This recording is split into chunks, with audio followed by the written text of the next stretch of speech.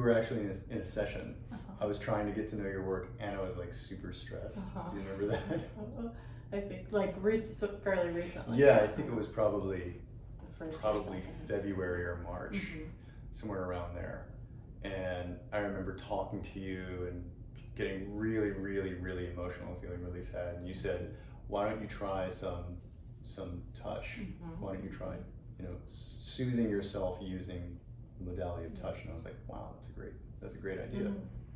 And I felt instantly calmer, and I also felt like a sense of support. I felt a little self-conscious at first, but I remember it's you. Normal. Yeah.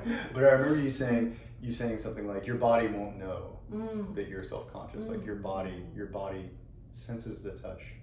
You suggested I touch my heart center with my hand, feel the warmth of my hand.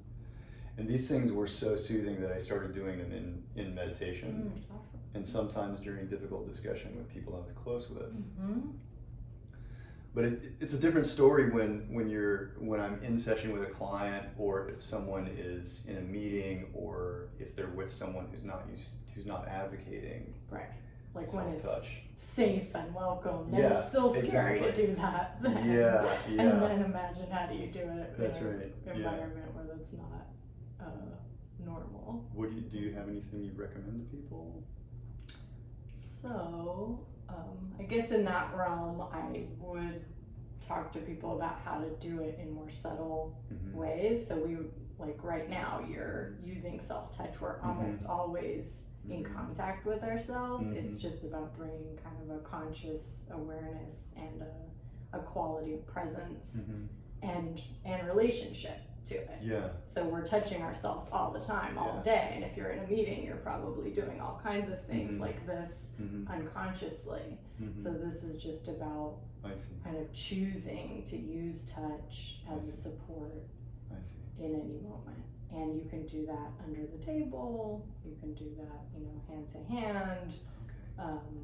I've got to the point where I do this like all the time, all day long, and I've stopped being self-conscious about it, and would do it with clients, and then show them, see how I'm using this right now to support myself. I do it when I'm teaching classes, but now I also do it on the train. If my daughter is freaking out and she throws up in the middle of the train, which happened the other day, and then people are judging me about what I'm doing, and it's this sense of, okay, I'm here with you, and bringing in like a presence with myself that's kind, and that does help lower the stress response, helps me not feel alone, and helps me stay kind of present and able to relate to what's happening versus going off into the old habits. So people can, if they're in a meeting or in a situation where they don't feel like supported, or they may feel like it's not normal to touch themselves to soothe, what you're suggesting is that they use the ordinary, mundane ways that they would relate to their body or touch themselves anyway,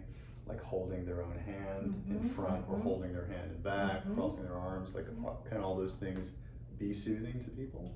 Yeah, and I would definitely say to practice those things beforehand. So you might, experiment on your own, watching this, or with a support person, to just kind of feel into what kind of touch does feel supportive. So there's kind of knowing those things, like having them in your back pocket to use in a difficult moment, but even more importantly, being in communication with yourself in that moment around how does this feel, and if this doesn't feel supportive, is there something else I can do? Can I add a little gentle pressure, pressing my legs together? Can I hold my thumb, which is from Jinshin Jitsu, which helps calm the stress response by just holding the thumb, similar how kids suck their thumb to stimulate calming. Adults, we can hold our thumb with a nice firm pressure, and that also kind of stimulates points that supposedly help relax the body, and I use that effectively too. Yeah, and it's subtle, or if you do it. Yeah, nobody sees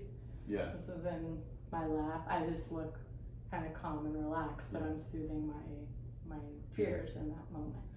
Yeah, I'm hearing two things. First is that if you practice this beforehand, it'll actually train the nervous system to respond, right?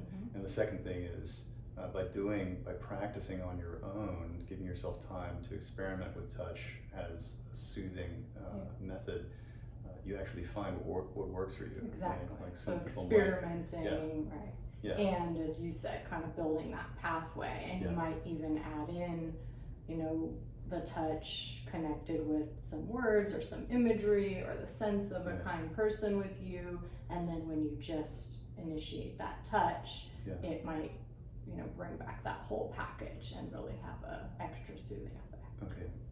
Okay, cool.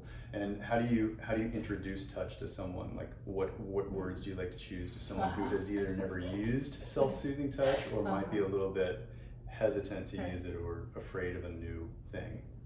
Right. So I'll make room for kind of talking about that, but I tend to bring it back to our mammalian nature and looking at how we're wired to respond well to touch as mammals. We're wired to feel soothed and calmed and have a regulating effect on our nervous system when we have kind, safe touch. And so for people who didn't have kind, safe touch or were just treated in a way where they didn't feel like they deserved to have kind, safe touch in their later years, it can be kind of tricky territory, but I think just coming back to this is natural, this is mammalian, this is science, and you know, trying to work through those blocks, but also just come back to, can we find a way that it does feel supportive, and is there any place on your body that you could kind of feel a little bit of contact, and just